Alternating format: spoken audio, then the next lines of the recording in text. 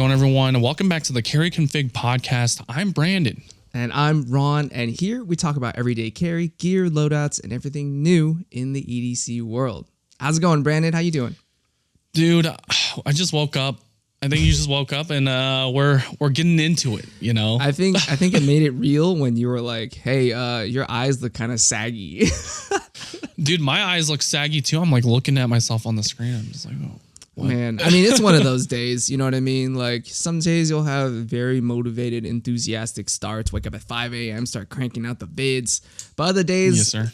It's just going to be slow. It's going to be a slog, so you do what you got to do.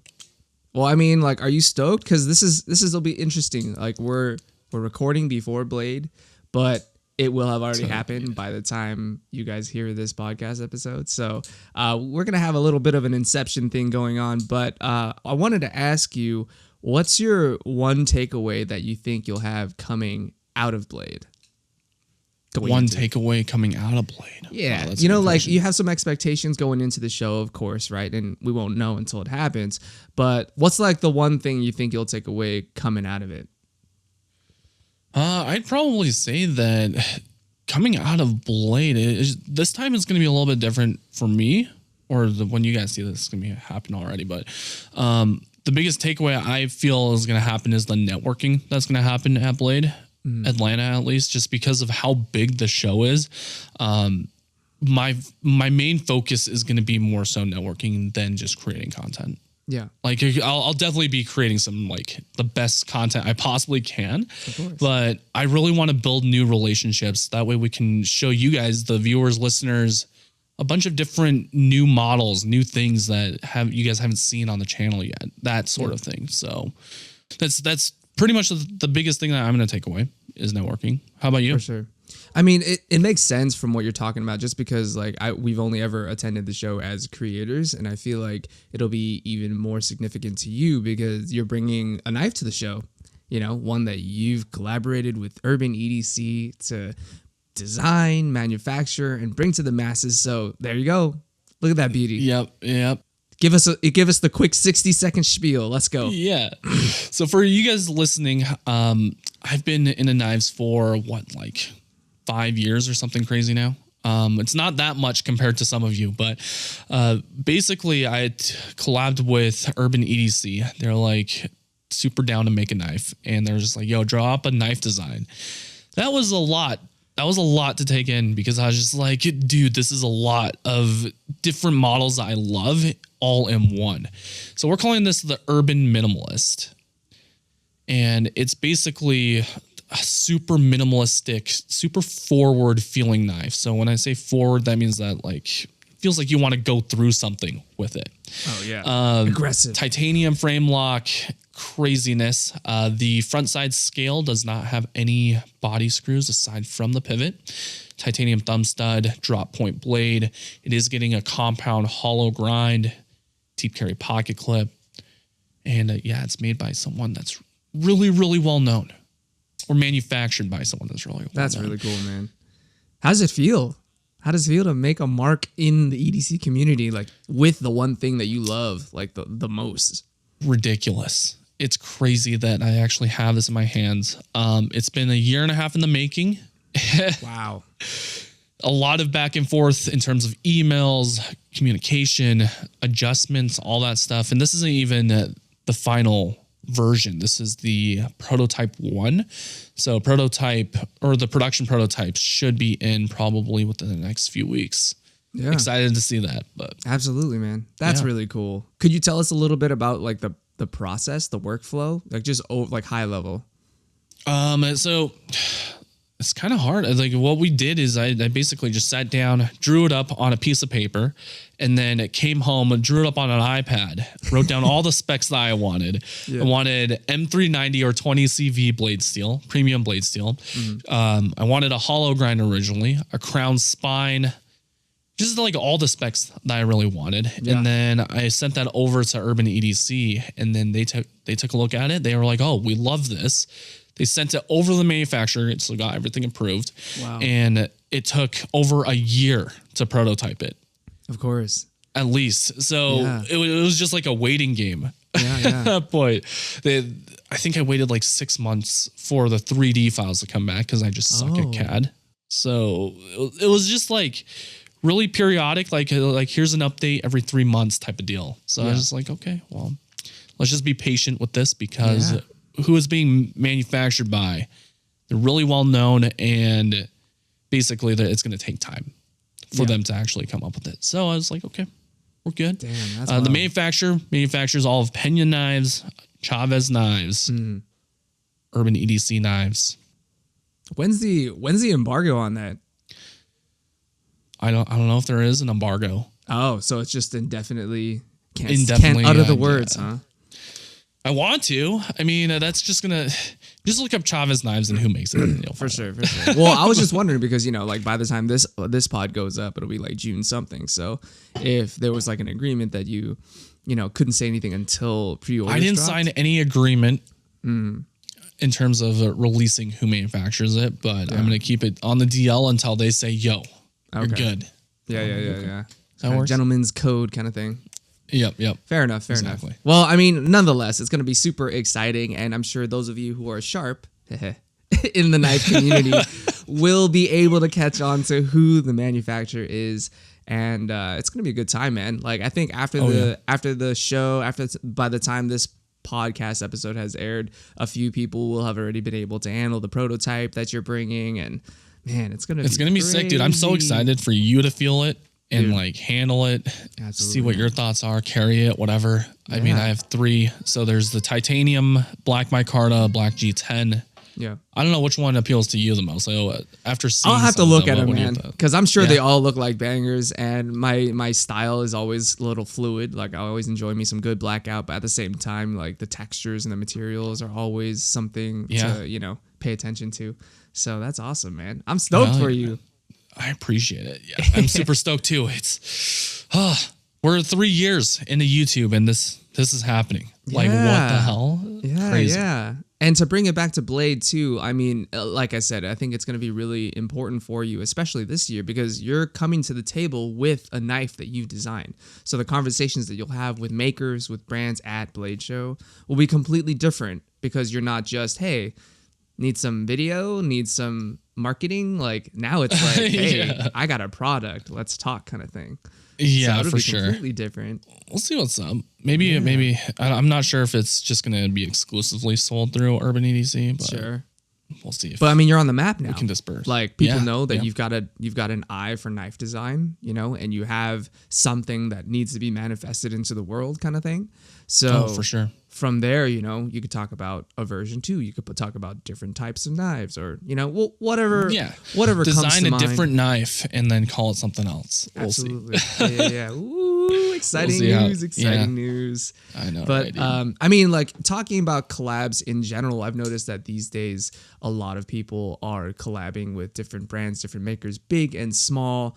And, I've noticed that it's getting to a point now where there's collaborations left and right, even from people who aren't kind of in the industry. Like, for example, like even you, like you said so yourself in the last live stream that you're not a knife maker and you don't have the skills to manufacture a knife, but you still bring value to the table by partnering up with a knife manufacturer. So I wanted to pick your brain a little bit about, the state of collaborations in the knife and even in the EDC community, and what type of value you believe you're bringing to the table as someone who's like a non blacksmith, and whether there's even an upper limit to like how many collaborations will we get until, the playing field is a little too muddled, or will that even happen?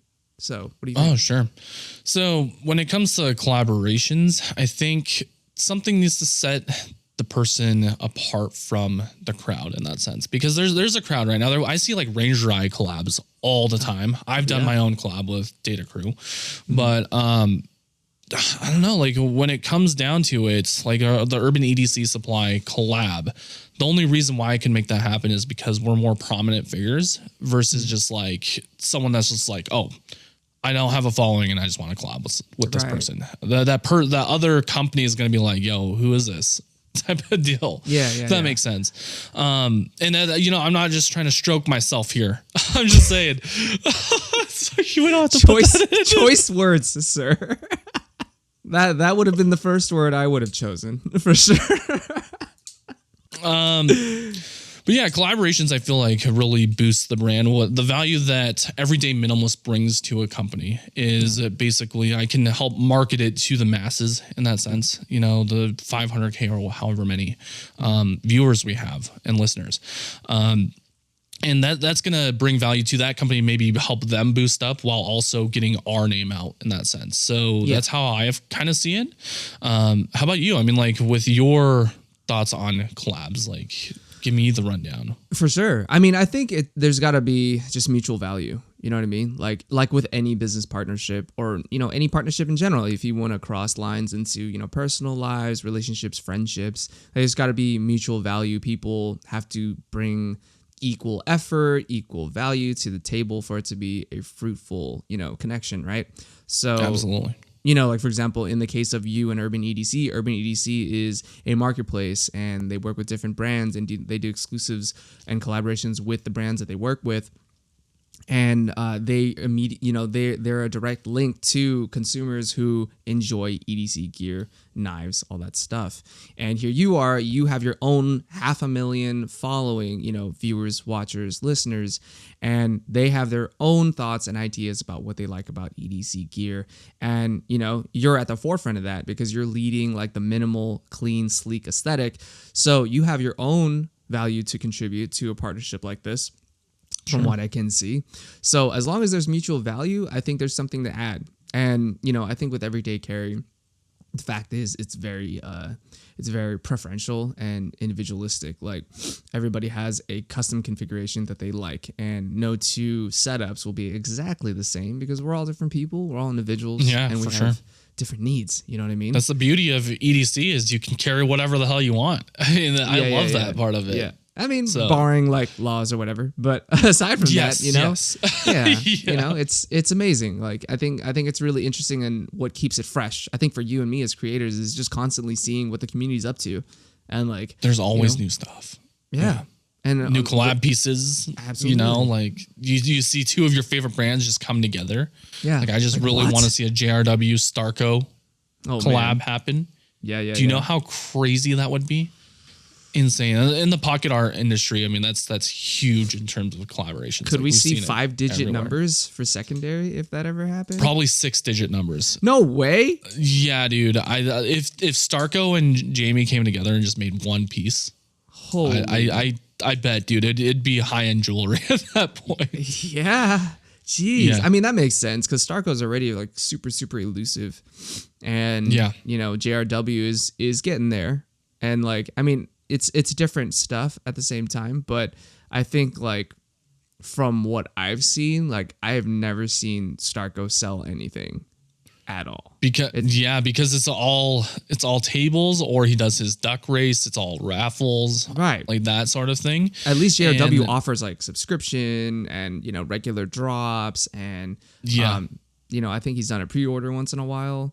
So it's, you know, it's a little more accessible, but like you said, I think if they came together and made like a Starco's one-off, supreme, dude. So yeah. Oh my God. So I would love an 8-bit. For those of you who don't know, the Starco 8-bit is what? It's an SFK, right? And you said you've owned one? I've owned one. I got one at Blade Show, Texas last year. And then I was like, what is this? And I got it for like $200. Oh my God. And then I sold it for a new lens. So, I mean, what the? Yeah, it's wild. It's wild. The secondary value that it commands. 8-bits are insane. Like I've seen like the Zerk 8-bit with like a carbon inlay, a fat carbon inlay. Yeah. Those go for like $5,000 to $10,000, dude. Like no joke though. And then Starco will sell it for like $500 to $600. So it's like, holy crap, dude. This is insane. Really admirable that like the brands know how much value it commands. And it's admirable that they don't immediately charge go that for the money grab. You know what I mean?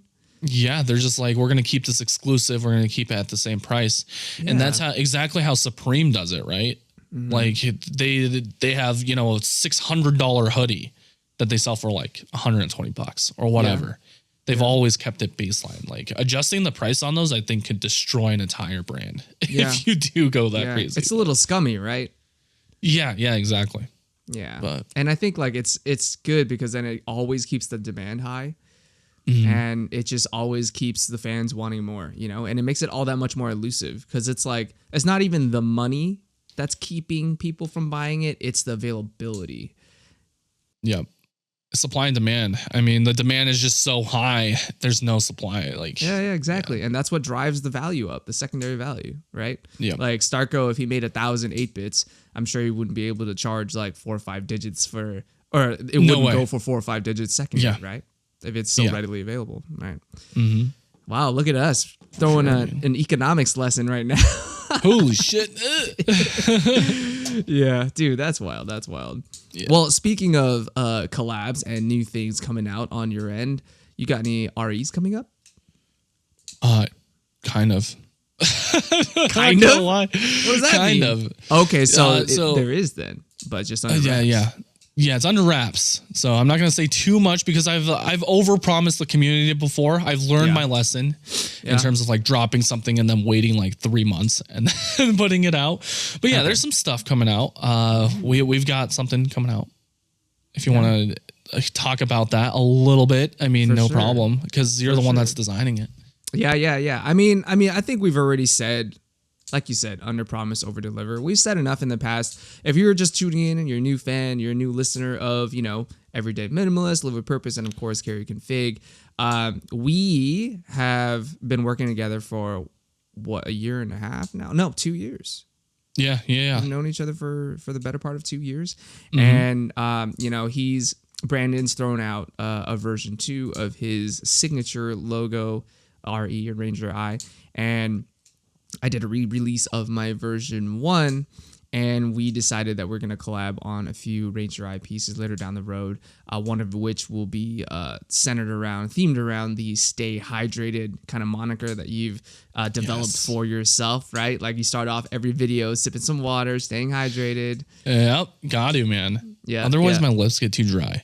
That's Oh, why I dude, started it. Mine are dry Just right like- now. It's bad. Speaking Yeah, of yeah. which, yeah.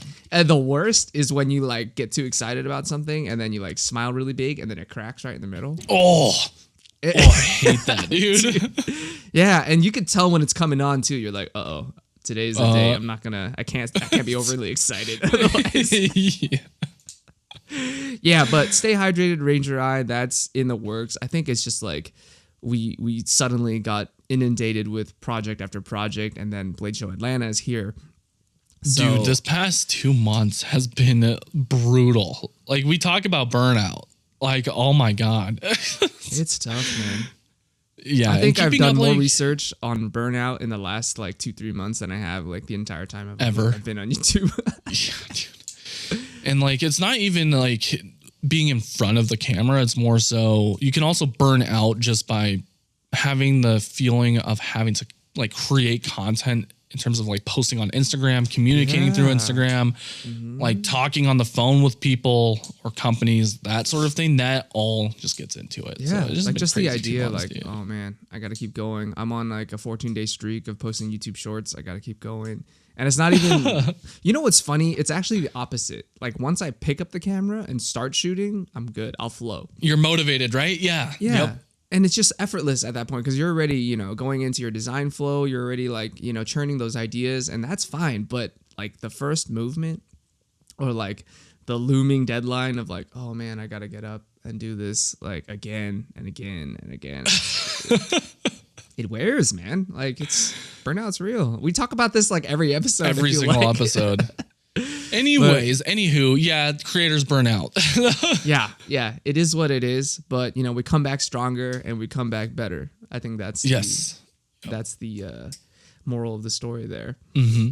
But that's awesome. Well, I mean, speaking of REs, I got a little something right Let's here. see it, dude. God, it looks so good. Can you like go flat and let's just see? Oh, like this? Yeah, look, it's like raised. Yeah. so So clean. this is the Live with Purpose RE version 2. By the time you guys hear or see this, it will have already It will have already dropped. And this is really fun. This is the version 2 of my original RE. I've made a few adjustments to it, just quality of life adjustments to it to make it, you know, play more nicely with other REs. I've reduced the size a little bit, but added a lot more detail. And it's just inspired by like the geometries and the aesthetics that I run here in the studio. Like I really like clean lines. I like sharp corners and angles. It's how I shoot my stuff. And it's, you know, in the same with the props that I have, like this like geometric panther head. And then, you know, the cubes that I have in all of my photography, I feature all that in there. And it's just something that's really near and dear to my heart in terms of design. And I'm really stoked to bring this, you know, into the community and out into the world. It looks so dope, dude. I can't wait. I'm Thanks, gonna slap that in. Hell yeah, dude. Yep. Hell yeah. I mean, I'm sure you're gonna have one by the time this already airs. Oh yeah. Positive. Absolutely. But gotta go with the blackout. You know what I mean? Like, yeah, Blackout channel looks so colors, clean. but gotta go with the blackout for this one. It's so dope, dude. I love it. Yeah, man. Good work on that. Thank you. And people will probably see it on the pocket dumps because that's Oh, that's going yeah. straight into the pocket dump videos. Absolutely, dude. Thank you. I appreciate that. Yeah, Heck I mean, yeah, it's bro. it's cool. Just because, like, I mean, I'll say it again. Ranger Eyes, I feel like, are a great way to like express love and support for, you know, the makers and brands that you love. And, you know, it's a good time. It's easy. It's not at a high price point, you know, and the EDC community already has great ways for you to display that kind of stuff, you know, like the Data Crew water sliders, EDC pouches in general with loop fields. I would say Ranger Eyes are like the number one way to get into customizing an EDC pouch like cheaply, or not cheaply, should I say, Without breaking the bank. inexpensively. Yeah, without breaking the bank. Exactly. Yep. Just because you can come up with so many different themes. If you want to go monochrome, just get black and gray, white patches. If you want to go crazy, get some red patches, and then maybe like pair it up with another color, whatever it is. Because there's just so much. It blows the doors open in terms of size, colors, everything, man. So I think that one is just going to be super clean. In a It'll be monochrome. versatile. Yeah. Because then you can run it in a lot of different loadouts. You know, you do blackout, monochrome, grayscale. You know, like you can even run it in white loadouts if you wanted to. If you, by the way, if you guys want ideas on different color themed RE loadouts, go check out Brandon's Instagram. He got a lot of pocket dumps and EDC pouches on there. What is it? At Everyday Minimalists. Every.day.minimalist. There you go. On Instagram.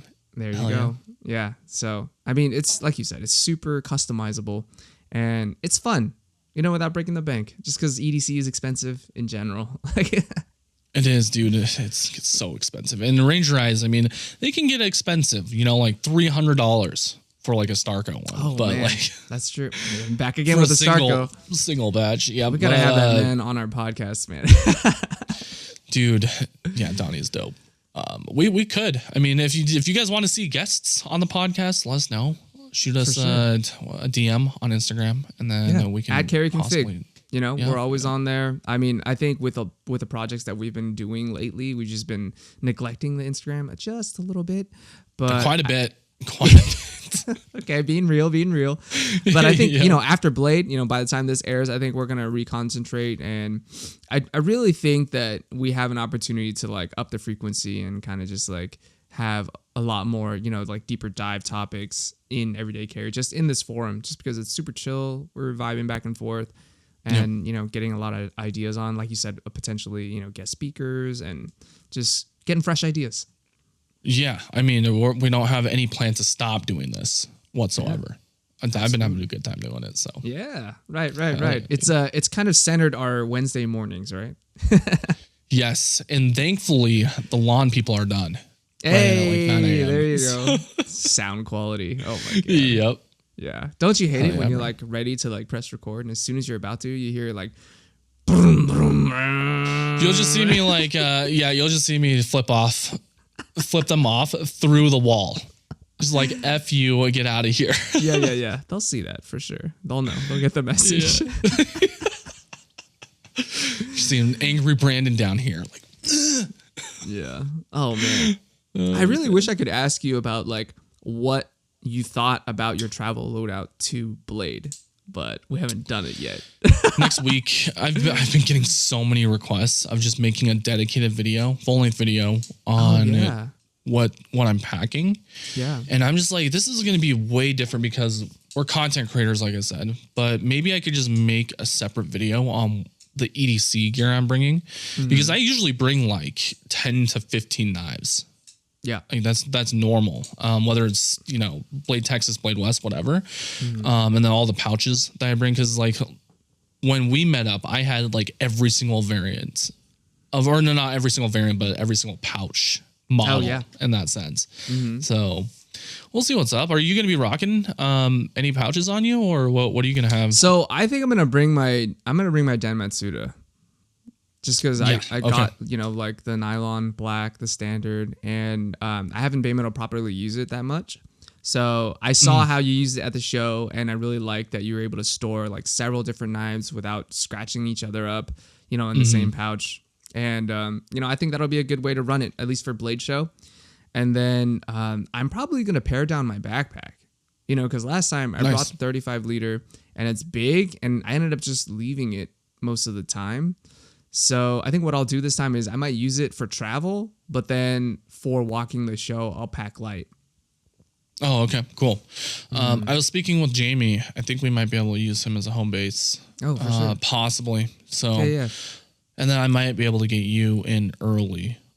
I'll chat about that. Yeah. About that after this. After we'll the iron podcast. out the details. I might have to cut that out, but yeah, whatever. Yeah. But you know what's funny though? Like I noticed that like people are polarized in terms of bringing knives to Blade Show just because of travel. Because I know Chris Valadez, he was talking about how he's not going to bring any knives, and he's a knife dude. He's House of Blades. Yeah. He's like he's in the thick of it, but he's not going to bring any knives just because he's worried about losing them through TSA or through the travel. Whereas you're saying you're bringing 10 to 15 knives. So like, what's your take? I mean, I'm just going to throw it into the check bag and I'll be good. I've done it multiple times. Yeah. Yeah, I mean, it can get sketchy, but we're going to a knife show where there's a big pit where you bring your entire knife collection and then you're showing it off. We're talking knives with other knife enthusiasts or companies or whoever it is. Yeah. So, I mean, I couldn't travel without bringing a knife. Right. Like You can't traveled to California with a switchblade before. I mean, yeah. You didn't carry it. You just yeah. I had it at the Airbnb or the hotel, whatever.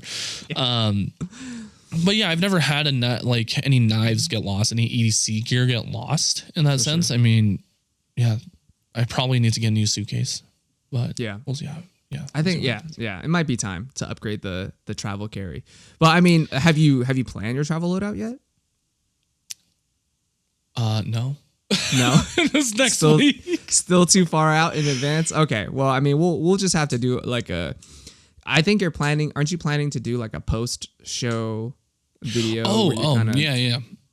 So I mean, my schedule is looking like probably just do the one video. While we're there, it's just gonna be, hey, passing my knife to my friends. You first, though. You're gonna be the first person. I'm honored, man. Hell yeah! And then after that, you know, I'll just be filming the entire show, and I'll wait until vlog style, and then I'll do a lot of short form content. So short form content's gonna air immediately. Okay. Probably gonna do like 5 shorts a day at least. Wow. Okay. So I mean, that's the goal. I'm not saying that that's gonna happen, but that is the goal. Yeah. And then of course Sunday night or Sunday evening we're gonna have our live stream. Yep. And then I'll get back home and then probably post 2 videos for Blade. I mean, that sounds good. They'll be longer ones, but you know. Yeah.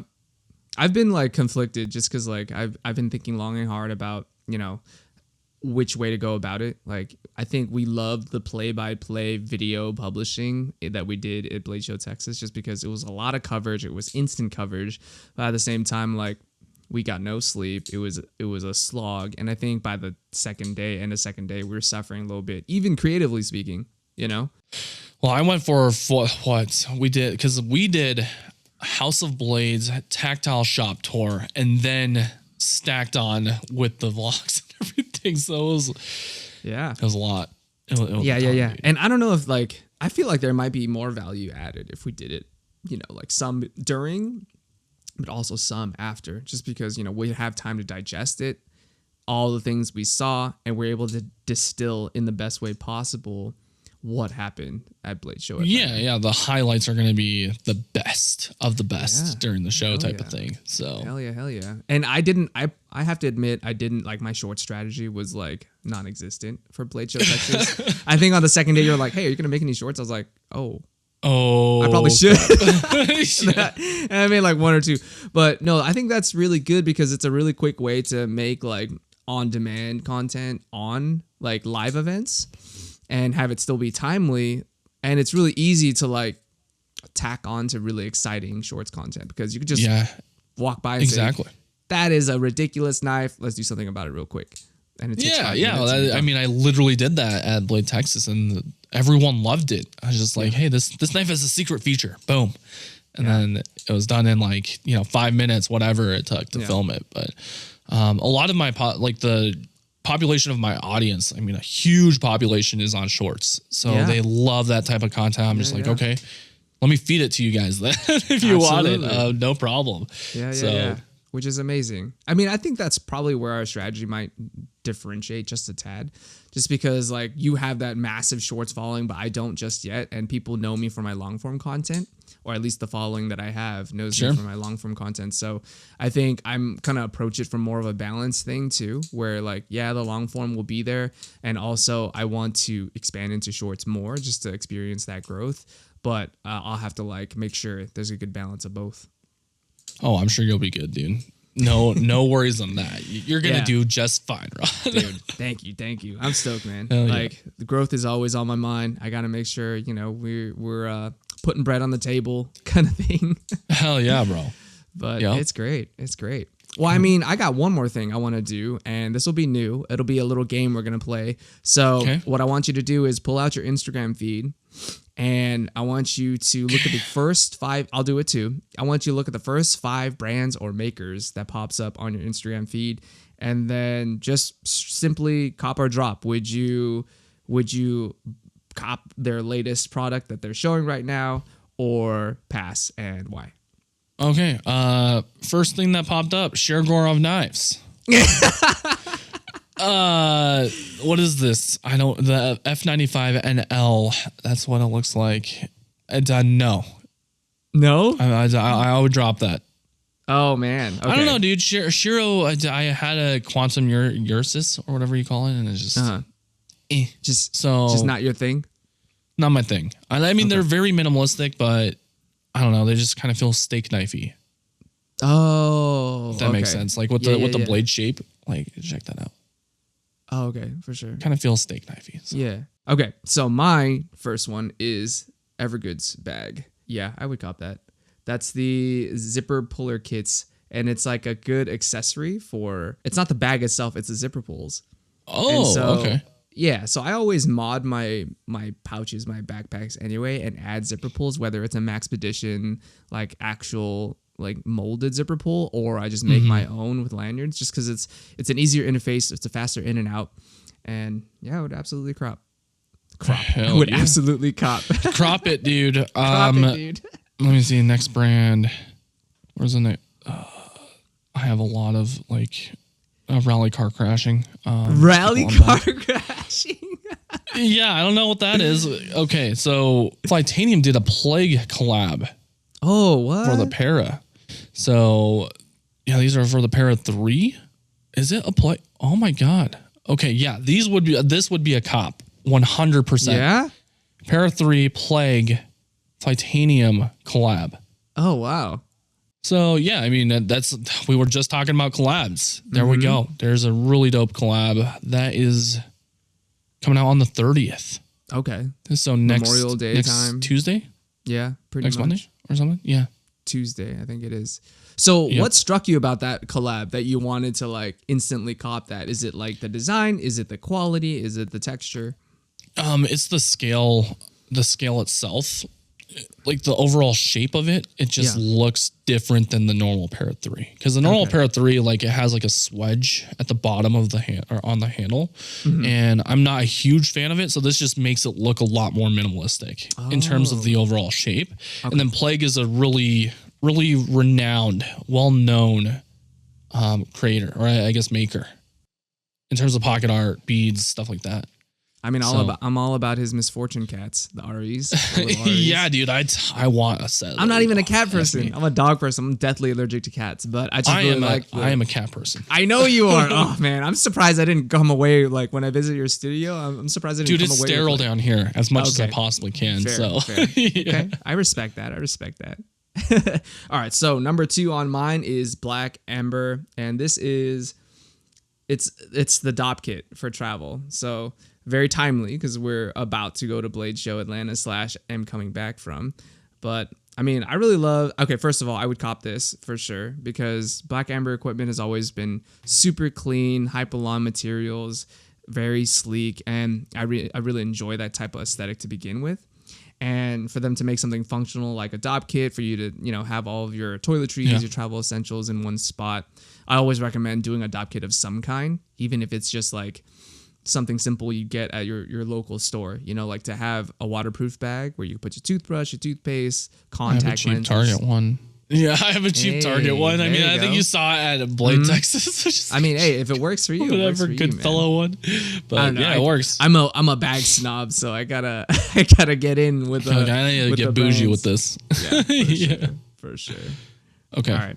Third up is, I guess this works. So there's skins for your camera. Oh, is that Alpha Guard? Yeah, it is Alpha Guard. Yep, Alpha Guard. So that came up. I think I would probably cop. Yeah. I mean, I have two camera bodies now. If it's not too crazy, yeah. Yeah, if it's not like too flashy, because like we're already like vlogging around a convention, the camera is just going to be even more flashy. So I'd probably go with like an MCB, multicam black, if anything. Yeah. So very subtle, but still adds a taste of aesthetic appeal in there. Sets you apart just a tad. Yeah, so this was a real. I think I would cop if it was the right color. So. For sure.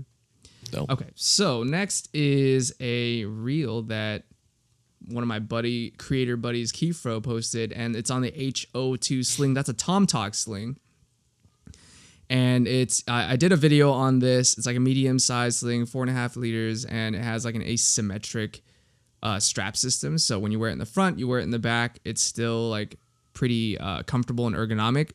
So I think I would pass because I already have one. But okay, well, I mean that doesn't really count. Yeah, if you didn't have one, would you cop? Okay, yeah, I think I don't do big slings to begin with, so I prefer like a 1 liter sling for just my daily essentials. So I would probably defer to that. Okay, I guess to answer the question, then I would pass. Okay. Yeah, I would pass, but it is a great budget sling for people. I mean, it looks getting dope. into it. Yeah. There you go. It's a complex answer. Okay, number 4, go. Number 4, Arcane Design Plexus. That is going to have to be a pass. I've had one of these. And carried it. I actually returned it to Israel at Blade, Texas. Oh, wow. This knife is just way too much, in my opinion. Like the lines are like space age in that sense. And that's just not really my aesthetic. Yeah. I like more clean lines. This is crazy lines. Yeah. I mean, it's a dope knife, but I'd have to pass on that one. Yeah. Just not your thing. Yeah, for sure. Not my thing. Yeah. Okay. So the next thing for me is this interesting storytelling product called the Pip Deck. So I don't know if you've gotten like ads for it or not, but it's not the man, it's the thing. So basically it's a deck of like 50, 60 cards or whatever, and it helps you storytell. So depending on, what the story is, what the concept is, hook, line, sinker, whatever it is you're struggling with, you can kind of punch in your topic in, and then it'll help you develop your storytelling skill on a deeper level so you can make more compelling videos, more interesting, stories on Instagram, stuff like that. I think I would cop out of curiosity, and I know it is sort of like out of the EDC wheelhouse, but as a creator, it really caught my eye. And yeah, it's just if looks it's like they did their job right. Yeah, I mean, sponsors and stuff like that. Yeah. But that does sound interesting in my opinion too, because like just anything to flex the creative juices. I mean that's like really important to me, and you can get into dry spots and you can just pull that out and then just practice or whatever you need to do. Yeah. Constantly grow and increase or expand the repertoire. You know what I mean? Mm-hmm. Awesome. Okay, last one. Let's go. Glow Rhino came out with some. Is it the Glow Rhino thumb studs? But they have it on Ultim scales. Yeah. So this looks pretty dope. I mean, I think it's one of their customer things. But if I were to cop that bug out, I'm down. That's a pretty dope looking bug out. I mean, Ultim scales, and then again the Glow Rhino thumb studs with the bug out blade. Nice. Hell yeah, man. Very cool. Okay, last one for me. It's Axwell wallet, and I'm gonna pass.